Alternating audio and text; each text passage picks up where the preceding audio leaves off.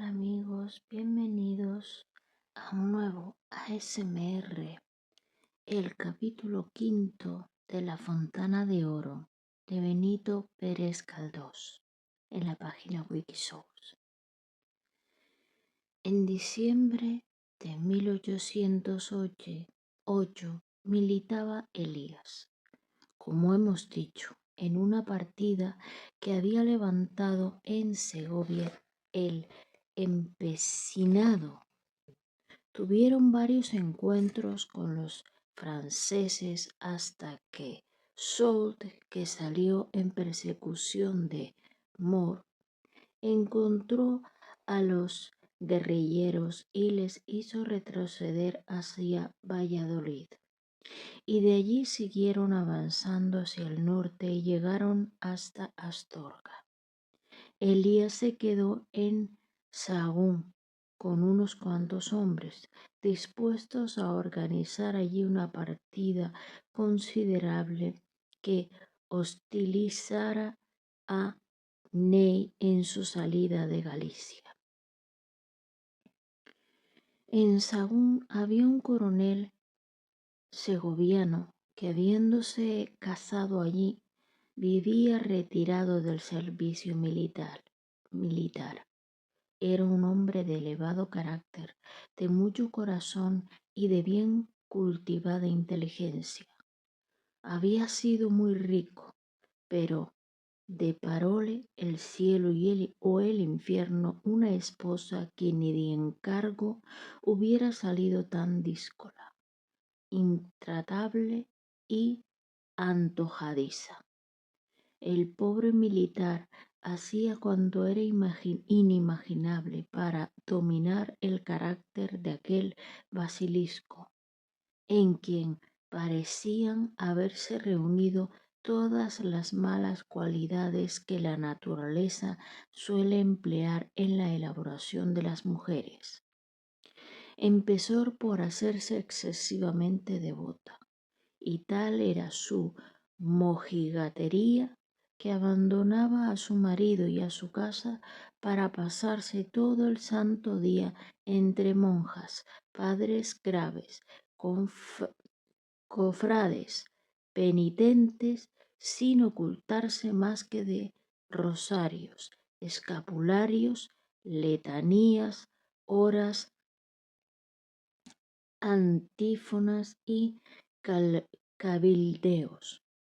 Vivía entre el confesionario, el locutorio, la celda y la sacristía, hecha un santo de palo, con el cuello torcido, la mirada en el suelo, avinagrado, el gesto y la voz siempre clueca y comprimida. En los pocos momentos que pasaba en su casa era intratable. En todo cuanto decía su pobre marido encontraba ella pensamientos pecaminosos. Todas las acciones de él eran mundanas.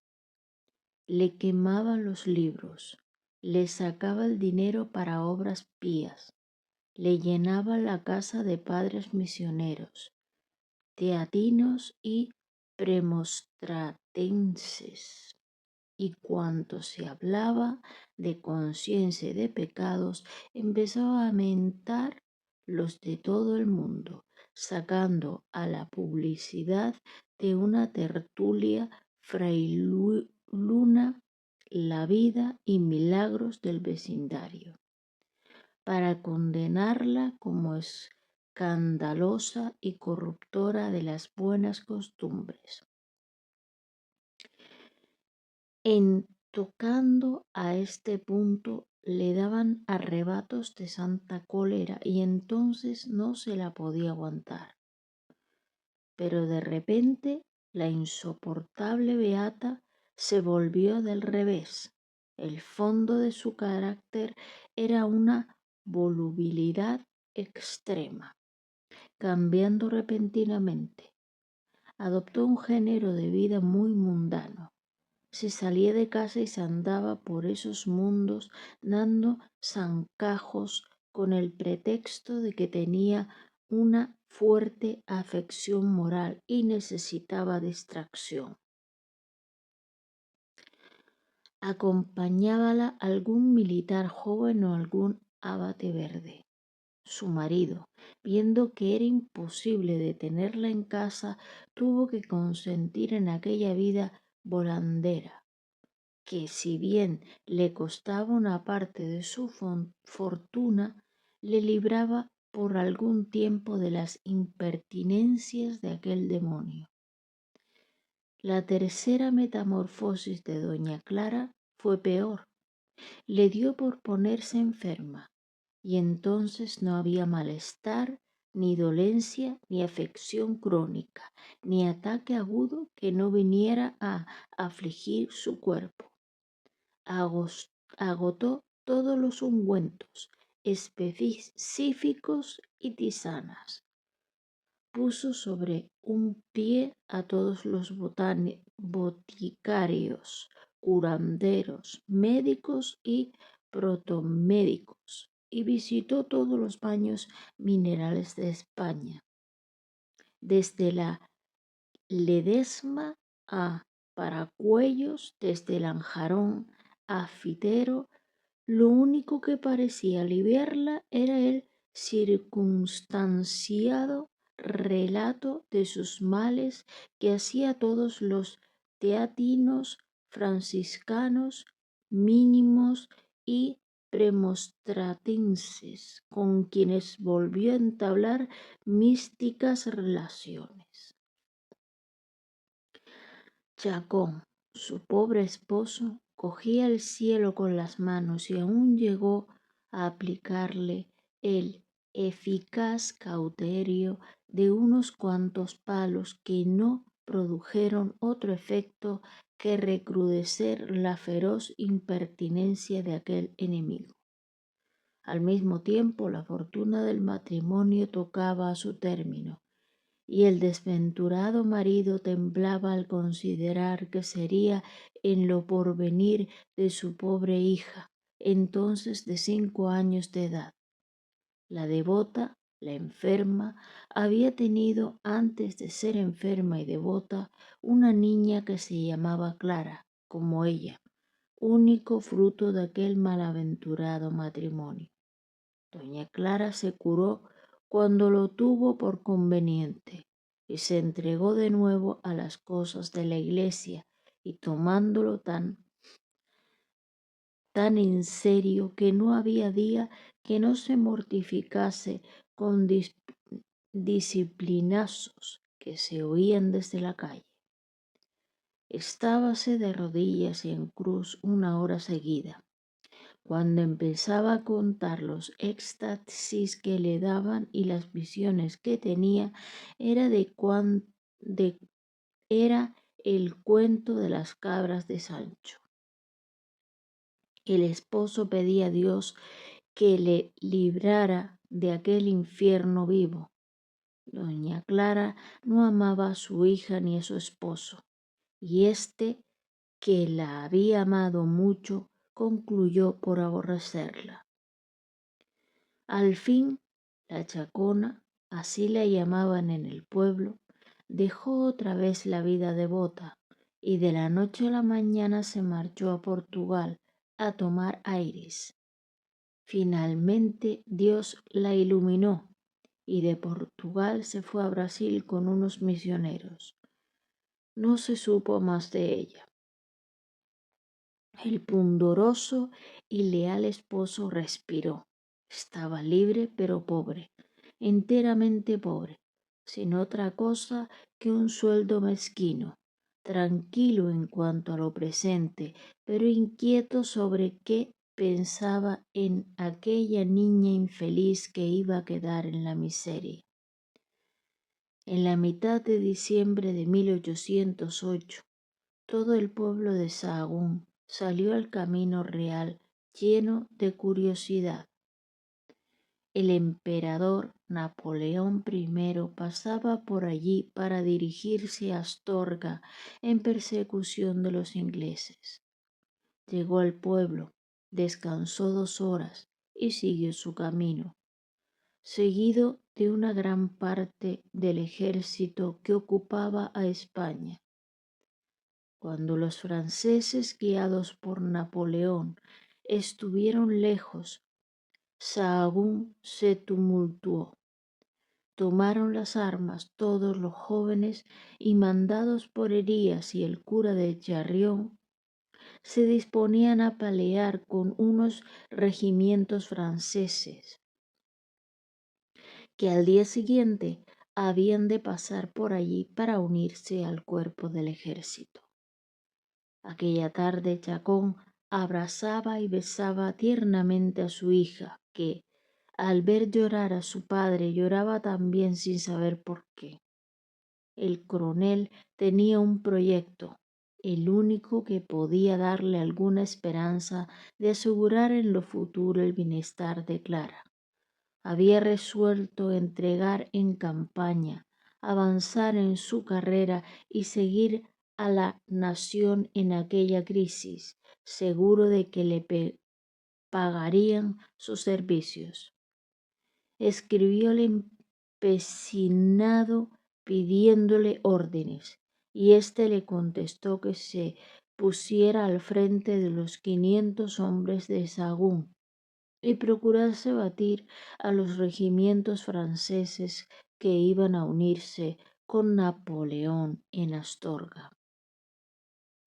El bravo militar, aclamado jefe de la partida que Elías y el cura de Carrión organizaron, salió aquella noche, dejando a su hija en poder de 2 antiguas criadas. Situáronse a 1/4 de legua del pueblo, y al amanecer del día siguiente se vieron brillar a lo lejos las bayonetas de los franceses. La guerrilla les hostilizó con fuegos esparcidos. Al principio los franceses vacilaron con la sorpresa, mas repuestos un poco atacaron a los nuestros. El combate fue encarnizado. Elías y Chacón se miraron con angustia. «Son 3 veces más que nosotros», dijo Chacón, «pero no importa, adelante». Retrocedieron hasta la entrada del pueblo. Allí la lucha fue horrible. Desde las ventanas, desde las esquinas, disparaban los paisanos contra el enemigo, cuyas filas se diezmaban. El coronel mandaba a los suyos con un denuedo sin ejemplo. A la partida unióse al fin el resto del pueblo. Un esfuerzo más y los franceses eran vencidos. Este esfuerzo se hizo, costó muchas vidas, pero los franceses, no queriendo perder más gente, emprendieron la retirada hacia Valencia de Don Juan. El pueblo todo les siguió, con Chacón a la cabeza, pero aún no habían dado 20 pasos, cuando fue herido por una bala. Dio un grito y cayó bañado en su sangre. Las mujeres le rodearon, lloraron todas al verle herido. Él dijo algunas palabras, volvieron los suyos y entre 4 le llevaron a su casa. Antes de llegar a ella ya estaba muerto. Reinaba en el pueblo la consternación, porque había perecido muchos hijos y muchos maridos. Las madres y las esposas gritaban por las calles con amargos y dolorosos lamentos. Delante de la puerta de la casa de Chacón había un grupo de mujeres silenciosas que contemplaban el cadáver del coronel, con la frente hecha picos y destrozado. Algunos niños, en quienes podía más la curiosidad que el miedo, se habían acercado hasta tocarle los dedos, las espuelas y el cinturón. Nadie hablaba en aquella escena, y solo la pobre Clarita, consternada al ver que todos la miraban llorando, comenzó a llamar con fuertes voces a su padre, cuya muerte no comprendía. ¿Qué niña es esta?, preguntó Elías. Es su hija, contestó una mujer que la tenía abrazada. ¿Y no tiene madre? No, señor. ¿Y qué vamos a hacer de ella?, dijo Elías, mirando al cura de Chirrión y a los demás caballerizas del tumulto.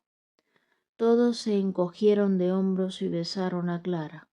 Nosotros nos quedaremos con ella, dijeron las dos mujeres que habían servido al coronel cuando era rico. No, dijo Elías, yo la recojo, me la llevaré conmigo, la educaré. Las mujeres aquellas eran muy pobres, gran cariño les inspiraba Clarita, pero al tenerla a su lado la condenaban a ser pobre como ellas para toda la vida. Consideraban a don Elías como persona de posición y carácter y no dudaron por tanto en dejarle la niña. Permaneció sin embargo en Sahagún hasta 1812, época en que el realista dejó las armas y se retiró a Madrid. Entonces la acompañó Clara, que no pudo separarse de sus pobres amigas sin llorar mucho, ni pudo acostumbrarse tampoco a mirar cara a cara a su protector porque le daba mucho miedo.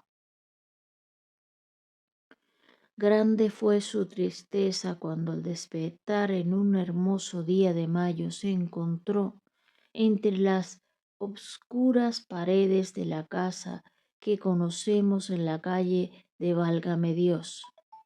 Y esta tristeza aumentó cuando la llevaron al convento colegio de ciertas hermanas de una orden famosa, que enseñaban a las niñas del barrio lo poquito que sabían. Tenía en la escuela todo lo sobrio del convento, sin tener un claustro melancólico y su dulce paz. Dirigíanle unas cuantas viejas entre quienes descollaba por su displicencia, fealdad y decrepitud, una tal madre Angustias, que usaba una caña muy larga para castigar a las niñas y una antiparras verde que, más que para verlas mejor, le servían para que las pobrecillas no conocieran cuánto las miraba. Las niñas se levantaban muy temprano y rezaban. Almorzaban una sopa de ajo, en que solía nadar tal cual garbanzo de la víspera, y después pasaban al estudio, que era ejército de lectura, en el cual desempeñaba el principal papel la caña de doña Angustias. Trazaban luego por espacio de 2 horas sendos garabatos en un papel rayado, y después de contestar de memoria a las preguntas de un catecismo, cosían 3 horas largas hasta que llegaba la del juego. El recreo tenía lugar en un patio oscuro y hediondo, cuya vegetación consistía en un pobre clavel amarillento y tísico que crecía en un puchero inservible, erigido en tiesto de flores.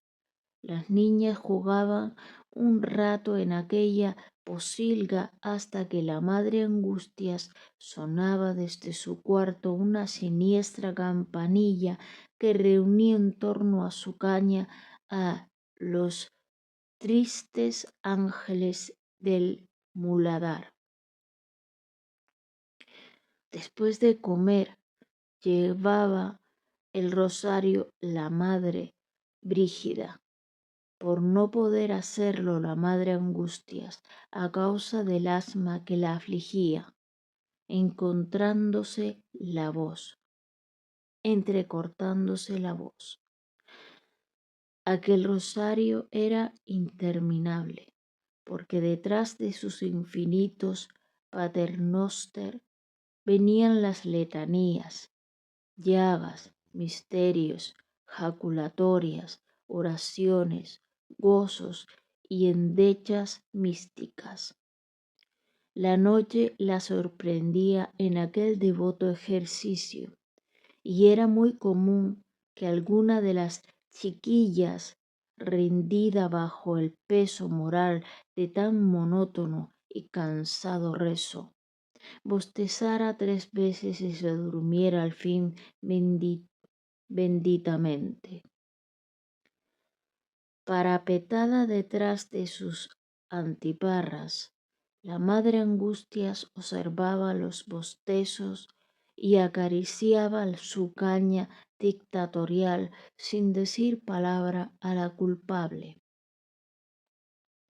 esperando a que se durmiera, y entonces, ira de Dios, le sacudía un cañazo seguido de una retahíla de insinuaciones coléricas. Las otras niñas, que no esperaban más que un motivo de distracción y entretenimiento al ver la triste figura que hacía su compañera al despertar bruscamente, soltaban la risa, se interrumpía el rezo, gruñía la madre Brígida, cacareaba la madre Angustias y llovía los cañazos a diestra y siniestra. Al anochecer continuaban las lecciones y el catecismo. La madre Angustia les decía: ahora el catecismo, madre Brígida, la que no sepa, al caramanchón. Y se marchaba a acostar porque parecía que ciertos ahoguillos y tenía que ponerse todas las noches paños calientes en el estómago. Clarita y todas las niñas de la escuela creían a pie juntillas que la madre Angustias no tenía ojos y que todas sus facultades ópticas residían en aquellos 2 temibles vidrios verdes, engastados en una armazón rancia y enmohecida. Y acontecía que para imitarla cortaban 2 redondeles de papel verde del forro del catecismo y se lo pegaban con saliva en los ojos, con lo cual se morían de risa.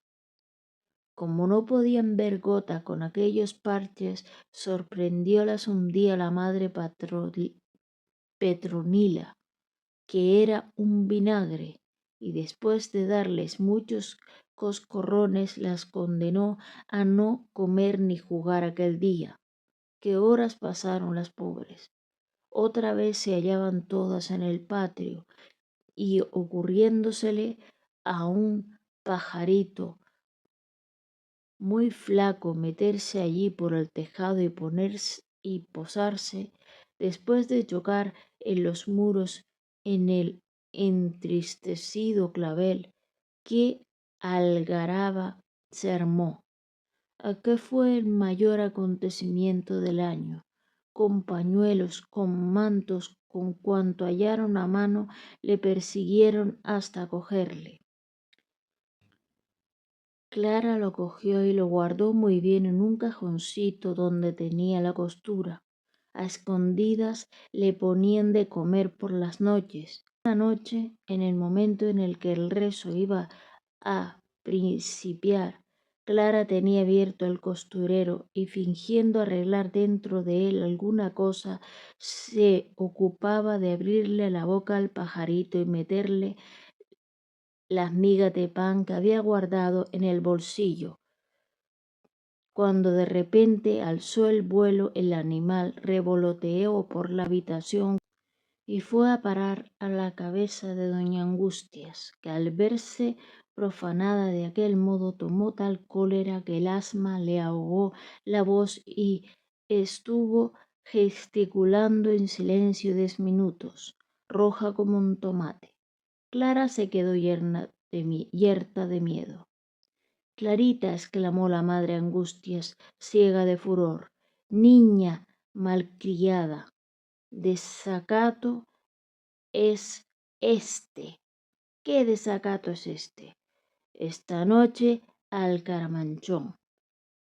Clara fue condenada aquella noche a dormir en el Caramanchón, última pena que sólo se aplicaba muy de tarde en tarde a los más negros y raros delitos.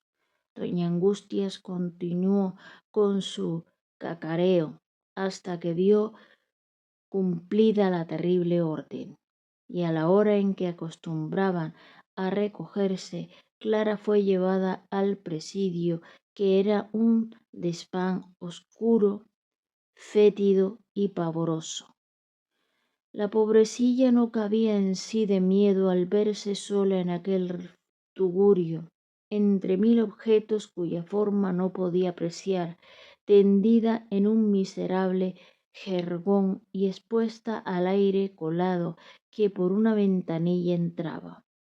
En su desvelo sintió las pisadas de los ratones que en aquellos climas vivían, pisadas que en sus oídos resonaban como si fueran producidas por los pies de un ejército de gigantes. Se encogió, se volvió toda en su manta, encogiendo los pies, las manos y la cabeza. Pero las ratas corrían por encima y saltaban, iban y venían con una algarabía espantosa. También contribuyó a aumentar el pavor de la niña una disputa que en el tejado vecino se trabó entre 2 gatos burlangueros, que lanzaban maullidos lúgubres y desentonados. La pobre no pudo dormir, y al día la encontró hecha un ovillo, empapada en sudor frío y temblando de miedo. Entre estos sucesos extraordinarios y la diaria tarea del estudio y la costura, aterrada siempre por la fascinación terrible de los espejuelos de la madre Angustias, pasó Clara 4 años, hasta que cumplidos los 11, vino Elías por ella y se la llevó a su casa. El realista no sabía al principio qué hacer de aquella niña. Ocurrióle hacerla monja, pero impulsado por un repentino egoísmo, resolvió conservarla a su lado. Era solo su casa, era solo su casa necesitaba una mujer. ¿Quién mejor que Clara? Su inteligencia no estaba bien cultivada, pues no sabía sino leer, escribir y hacer algunas cuentas, pero en cambio cosía muy bien y entendía toda clase de labores. La hija de la chacona creció en casa de coletillas y fue mujer. Creció sin juegos, sin amables compañeras, sin alegrías, sin esas saludables y útiles expansiones que conducen felizmente de la niñez a la juventud. Elías no la trataba mal, pero tampoco era muy cariñoso con ella. Los domingos la solía llevar a la Florida o a la Virgen del Puerto. Una vez la llevó al teatro y Clara creyó que era verdad lo que estaba representando. Los paseos dominicales cesaron cuando Elías tuvo ocupaciones y preocupaciones que le apartaban de su casa. Entonces ella se limitó a oír misa muy de mañana en las monjas del Góngora y en esta expedición la acompañaba una criada alcarreña llamada Pascuala, que Coletillas había tomado su servicio. Este encierro perduró, hubiera agriado, este encierro perpetuo hubiera agriado y pervertido tal vez otro carácter menos dulce y bondadoso que el de Clara, la cual llegó a creer que aquella vida era cosa muy natural y que no debía aspirar a otra cosa. Así es que vivía tranquila, melancólicamente feliz y a veces alegre, y sin embargo semanas enteras pasaban sin que una persona extraña penetrara en la casa del fanático. Parecía que toda la sociedad quería huir de aquella jaula en que estaba encerrado su mayor enemigo. Solo una excepción existía en aquel aislamiento normal. Ya hemos dicho que don Elías fue amigo y servidor de una antigua ilustre casa. Después de la ruina de los Porreños y Venegas, solo quedaron tres individuos, tres dueñas venerables que conservaron relaciones amistosas con el realista. Muy de tarde en tarde iban a visitarle. Tenían un trato seco, eran intolerantes, rígidas, orgullosas. Nunca hablaban a Clara sino con palabras solemnes que daban tristeza y abatían el ánimo. No podían prescindir de la etiqueta, ni aun delante de una pobre muchacha, y eran tan ceremoniosas y tiesas que Clara les llegó a tomar antipatía, porque siempre que iban a la casa dejaban allí una sombra de tristeza que duraba mucho tiempo en el alma de la huérfana. En los últimos años, Coletillas entraba, como hemos dicho, en el periodo álgido de su frenesí político. La cólera era su estado normal y era cosa imposible que en sus fanáticas obsesiones pudiera aquella alma inaccesible tener cariños y finezas para la pobre compañera que tanto las necesitaba. Por el contrario, mostrábase muy duro con ellas. Se estaba sin hablarle semanas enteras. Otras veces la reprendía con acrimonía y sin motivo. La llamaba frívola y casquivana. Un día, al ver que la desventurada se había peinado con menos sencillez que de ordinario y se había vestido formando un poco su natural elegancia, reformando un poco su natural elegancia con el poderoso instinto de la moda que las mujeres más apartadas del mundo poseen, la riñó, repitiéndole muchas veces esta frase que le costó lágrimas a la infeliz: Clara, te has echado a perder. Otras veces le daba al viejo por vigilarla y le prohibía asomarse al balcón y abrir la puerta, es decir, la abandonaba o la martirizaba, según el estado de aquel espíritu perturbador y cruel. Clara se puso mala, se iba agostando con lentitud como el clavel que crecía difícilmente en el patio de la escuela. Su melancolía creció, se puso descolorida y extenuada y llegó a hacer temer graves peligros para su salud. Coletillas no pudo permanecer indiferente a la enfermedad de su protegida y trajo un médico, el cual expresó su dictamen muy brevemente, diciendo: si usted no manda a esta chica al campo, se muere antes de un mes. El realista pensó que la muerte de aquella muchacha sería un contratiempo. Recordó que su hermana vivía en Ateca con su familia y formó su plan. Escribió 2 letras y algunos días después Clara estaba en el pueblo con el corazón rebosando de alegría. Benéfica reacción se verificó en su salud y su espíritu, tanto tiempo abatido por el fastidio y el encierro, se reanimó con el pleno goce de la naturaleza y el trato de personas alegres que la atendían y la amaban. Aquellos días fueron una segunda vida para la desdichada mártir, porque se regeneró materialmente, adquiriendo lozanía, frescura y vigor. Sus ojos, acostumbrados a la oscuridad de 4 paredes, recorrían ya un largo horizonte. Sus pasos las llevaban a grandes distancias. Su voz era escuchada por amigas joviales y francas, por jóvenes sencillos, por viejos cariñosos.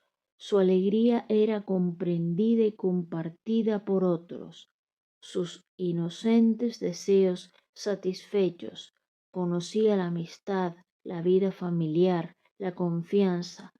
Gozaba de un cielo hermoso, de un aire puro, de un bienestar sobrio y tranquilo, de felices y no monótonos días, de sosegadas y apacibles noches.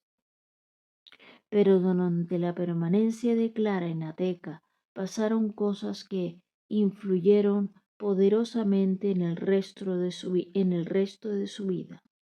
Vamos a referirlas porque de ellas se deriva casi toda esta historia, y por tan importantes y graves las dejamos para el capítulo siguiente, donde las verá el lector, si está decidido a no abandonarnos. Bueno, pues acabo este capítulo, el capítulo 5, La compañera de coletillas, de Benito Pérez Galdós, capítulo 5, La Fontana de Oro. Capítulo 6.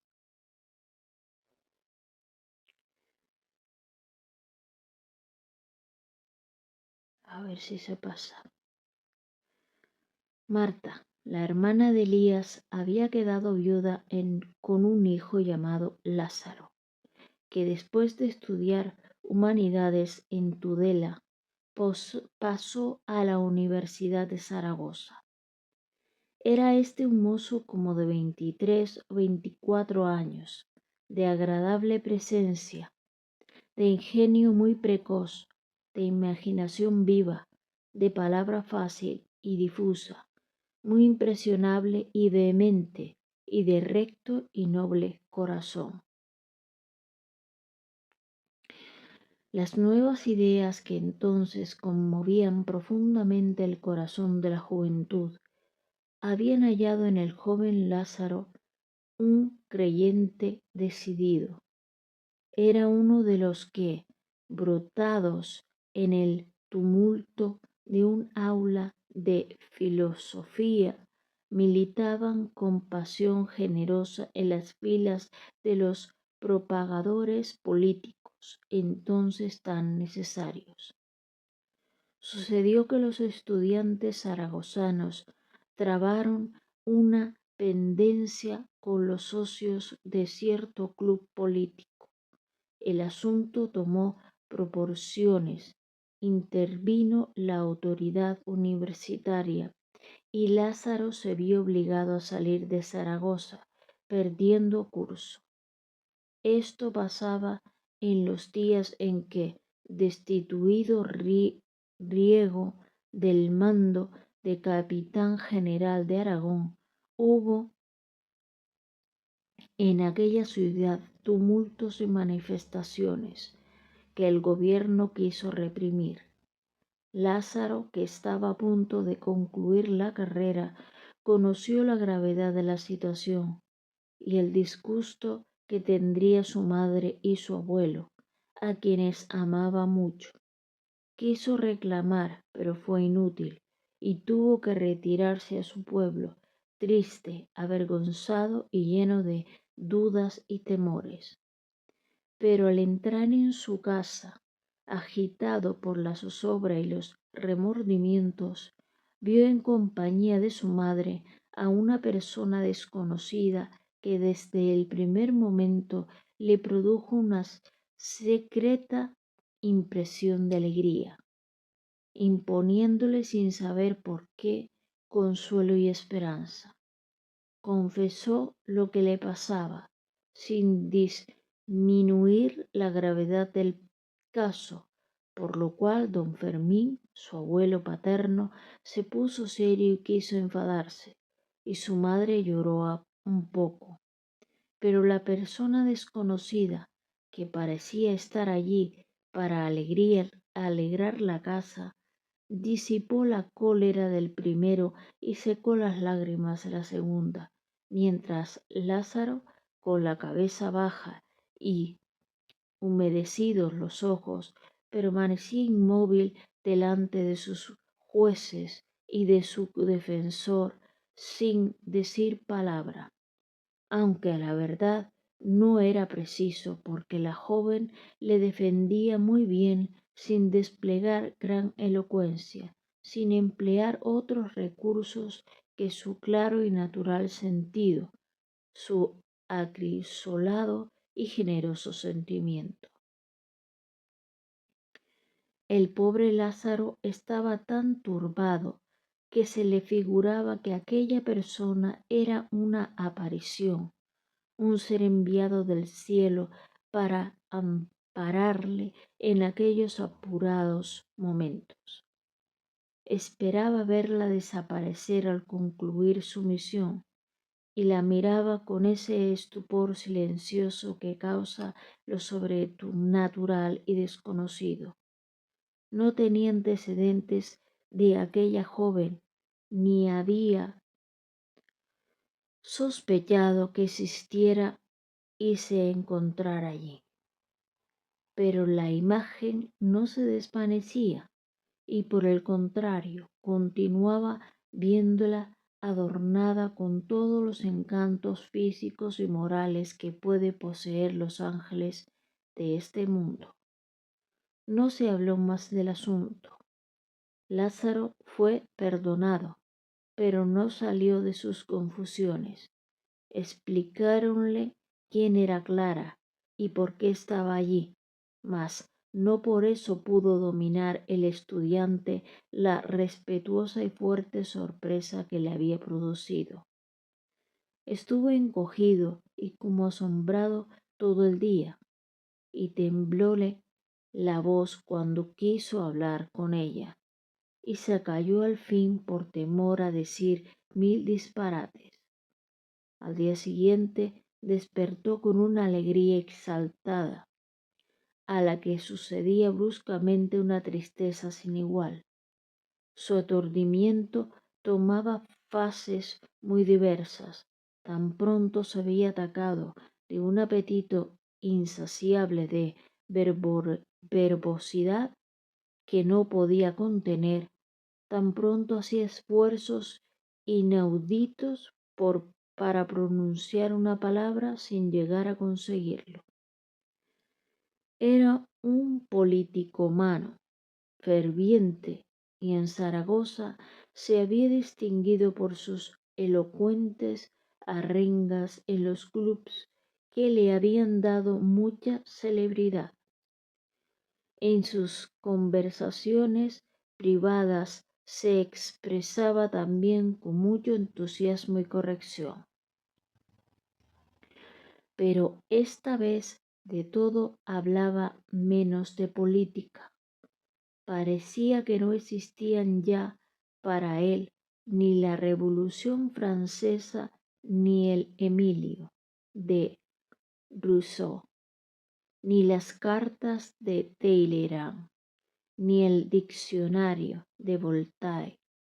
Se había olvidado de todo esto y solo pensaba en la fórmula más expresiva y exacta para decirle a Clara que la había visto en sueños aquella noche. Recurrió al sistema de las circunlocuciones. Pensó después de decirlo a secas y sin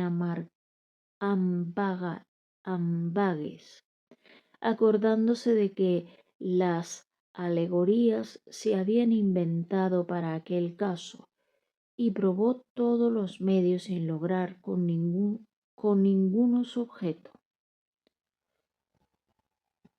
Pasaron 2 o 3 días sin que hallara un modo de ser explícito.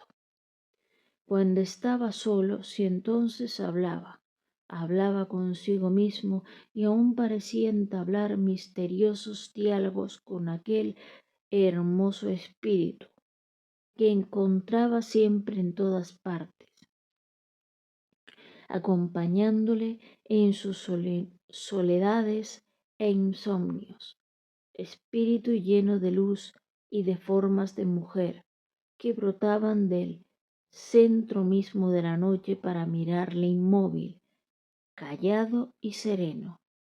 Delante de esta sombra era Lázaro muy elocuente y siempre acertaba a expresar lo que sentía. Y sentía tanto el pobre que a veces le daba uno de esos accesos vehementes en que el organismo se conmueve todo, quebrantado y oprimido por la enorme expansión del espíritu. Salía de la casa por no hallarse bien en ella y volvía a entrar por no hallarse bien fuera. Por fin había logrado formular un diálogo con Clara. La primera vez que pudo hablar con ella, un cuarto de hora seguido, se mostró muy enojado. ¿Enojado? ¿Por qué? Después empezó a darle las gracias. ¿Las gracias? ¿Por qué? Después le pidió perdón. ¿Perdón? ¿Por qué? Y acto continuo le dijo que se iba a volver loco. ¿Loco? Su andar era errante. Se dirigía a todas partes y no llegaba a ninguna. Se hallaba siempre donde no quería estar, pero a pesar de estas evoluciones de ciego, acontecía que si Clara iba a alguna parte, qué casualidad, encontraba en ella a Lázaro que la esperaba. El alma de la muchacha no estaba sujeta a estas extrañas perturbaciones. Siempre sensible y feliz en su serenidad inconsciente, inocente, se dejaba llevar por la corriente de una vida sin agitación ni contratiempos. En su sitio propio, para dar paz al ánimo y descanso a la fantasía, vivía sin sentirlo, digámoslo así, y si alguna vez la entristecía algún pensamiento, era el pensamiento de volver a la calle de Válgame Dios. La amistad casi desconocida por aquella fue entonces causa de que adquiriera esa sutil delicadeza que caracteriza los afectos femeninos y esa fluidez de ingenio que tanto los embellece y adorna. Había en el pueblo otra joven de la misma edad e idéntico carácter llamada Ana, hija de un rico labrador. Ana y Clara se hicieron íntimas amigas en pocos días de trato. Íbanse todas las tardes a una huerta perteneciente al padre de Ana y allí entretenidas con sus labores se pasaban conversando largas horas. En esta comunicación de las dos jóvenes, Clara se desarrollaba moralmente con una rapidez desconocida. Para quien había pasado su juventud en compañía de un viejo excéntrico e insociable, aquellas franquezas inocentes y el cambio simultáneo de pensamientos comunicados sin disimulo y en toda su hermosa sencillez natural, realizaron en el alma de la huérfana una revelación de sí misma que fijó y fortaleció más su bello carácter. Cuando las dos amigas iban a la huerta, la maldita casualidad hacía que Lázaro pasara por la entrada precisamente en el mismo momento en que ellas llegaban. La conversación empezaba todas las tardes a las 4 y duraba hasta el anochecer. Ni un solo día en todo el tiempo que pasó Clara en Ateca dejaron de ir a la huerta las dos muchachas, y ni un solo día dejó Lázaro de encontrarlas allí por casualidad. En aquellas conversaciones que eran cada vez más íntimas, se notaban algunas veces que por efecto de los accidentes del diálogo escénico, Ana callaba o hablaba aparte en voz baja, mientras el bueno del estudiante y la pícara Clara charlaban muy quedito y muy juntos al uno del otro. La cara angustiosa a veces pálida, ya animada, ya triste del joven anunciaba que el tema del coloquio era muy interesante. ¿Qué decían?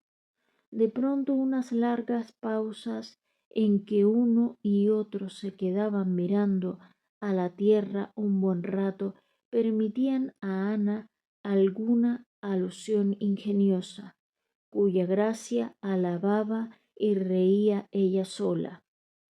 Clara y Lázaro parecía que no estaban para risa. Callaban hasta que un monosílabo aquí, un gesto allá, volvían a estimular de nuevo la conversación.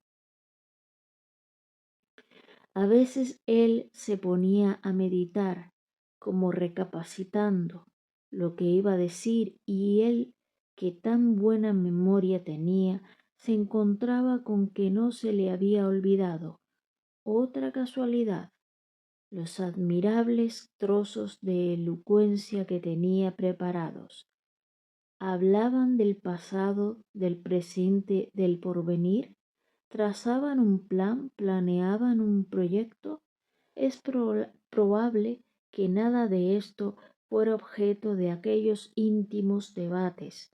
No hacían sus voces otra cosa que expresar mil inquietudes interiores, pintar ciertas turbaciones del espíritu, formular preguntas intensamente apasionadas, cuyas réplicas aumentaban la pasión, confesar secretos cuya profundidad crecía al ser confesados, hacer juramentos, manifestar ciertas dudas, cuya resolución daba origen a otras 1000 dudas, pedir explicaciones de misterios que engrandan misterios sin fin, explicar lo inexplicable, medir lo infinito, agotar lo inagotable. A veces interrumpía Ana estas comunicaciones impenetrables, diciendo, pero mujer, ¿ves cómo va ese bordado? ¿En qué está pensando?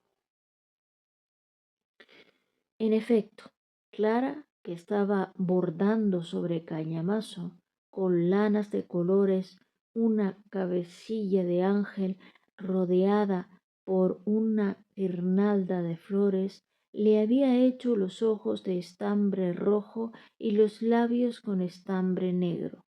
Las flores tenían todos los colores tan trastornados que no se sabía lo que aquello era. Al oír la observación de su amiga, Clara se puso del color de los ojos del ángel. 20 y 30 días se pasan muy pronto cuando hay citas cotidianas en una huerta, diálogos anhelantes, dudas no resueltas, preguntas mal contestadas y angelitos bordados con los labios negros. Así es que llegó un día en que Lázaro se puso a jurar por todos los santos del cielo que no permitía que Clara se fuera de allí.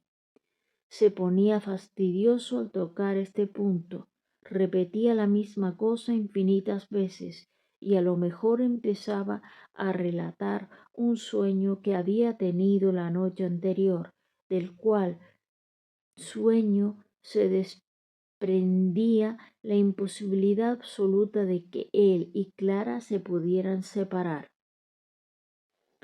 Ella se ponía muy pensativa y no decía palabra en media hora. Los pobres chicos miraban al cielo alternativamente, como si en el cielo se hallara escrita la solución de aquel problema. Se separaban. Clara depositaba sus amarguras en medio de su amiga Ana. Lázaro confiaba a las profundidades de la noche el gran vértigo que sentía dentro de sí. No dormía porque una serie interminable y rapidísima de razonamientos confusos mezclados con imágenes vagamente percibidas le sostenían en vigilia invencible y dolorosa. El día volvía a darles esperanza, la tarde venía a unirlos, el anochecer volvía a entristecerlos. Así se acercaba el día funesto. Cuando se teme de este modo la llegada de un día que nos ha de traer algo malo, la imaginación tiene como una extraordinaria fuerza de odio, con la cual personifica ese día que se detesta. La imaginación ve acercarse este día y lo ve en figura de no sé qué monstruo amenazador que avanza con la mano alza y la mirada llena de ira. Hay días en que el sol no debería de salir. Pero el designado para la vuelta de Clara a Madrid, el sol, qué crueldad, salió. Sus primeros rayos llevaron la desolación al alma de los dos jóvenes, amenazados de una separación.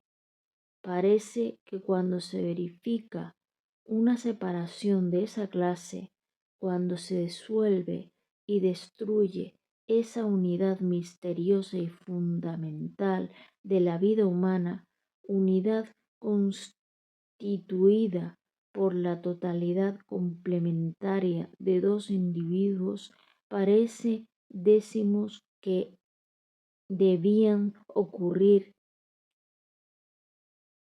un cataclismo en la naturaleza, pero eso que llamamos comúnmente los elementos es ciego e insensible. Se hunden continentes y se chocan los océanos por la más insignificante de esas causas mecánicas que nacen en el centro de la materia. Pero nada sucede, nada se mueve en la inerte y ciega máquina del mundo cuando se altera el grande, el inmenso equilibrio de los corazones. Aquella mañana sintió Lázaro un dolor desconocido. Avanzaba el día. El estudiante fue a casa de Ana y la encontró llorando. Se asustó de verla llorar. Volvió a su casa y quiso entrar en el cuarto donde Clara hacía los preparativos de su viaje, pero se tuvo miedo a sí mismo. La vio salir después pálida y con los ojos cansados de llorar. Al ver que se despedía de su madre y de su abuelo, Lázaro corrió fuera por temor de que intentara también despedirse de él. Salió y anduvo aprisa mucho tiempo.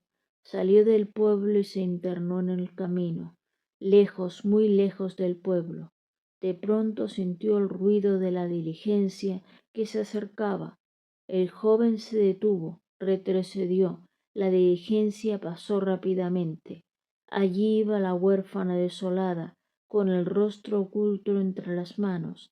Las demás personas que iban con ella se reían de verla así. Lázaro la nombró, la llamó, dando un fuerte grito, y sin darse cuenta de ello ocurrió tras el coche larguísimo trecho hasta que el cansancio lo obligó a detenerse. La diligencia desapareció.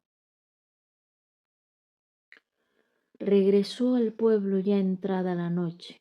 Al pasar por la huerta notó que unos pájaros que acostumbraban dormir allí formaban diabólicas algazara con sus cantos disparatados y su inquieto aleteo. Apresuró el paso para no oír aquello y entró en su casa. Su madre y su abuelo estaban muy pensativos y melancólicos. Ni se les habló, ni le hablaron. Quedóse solo, se encerró y quiso leer un libro, quiso dormir y quiso arrancarse de la mente una cosa, una como corona de hierro inflamado que se le quemaba y oprimía, pero era imposible. Aquello era una irradiación que a ser visible hubiera parecido una aureola. En su fiebre se quedó aletargado y en su letargo le pareció que de su cabeza brotaban amas vivísimas que no podía sofocar, llamas vivísimas que no podía sofocar y que sus sesos hervían como un metal derretido. Aquí es que falta una letra. Amas, llamas en realidad. Bueno, terminamos el capítulo 6, en la Fontana de Oro, el sobrino de Coletilla, de Benito Pérez Galdós, en la página Wikisource de dominio público. Espero que les haya gustado 2 capítulos y seguimos en el próximo, capítulo 7. Hasta la próxima.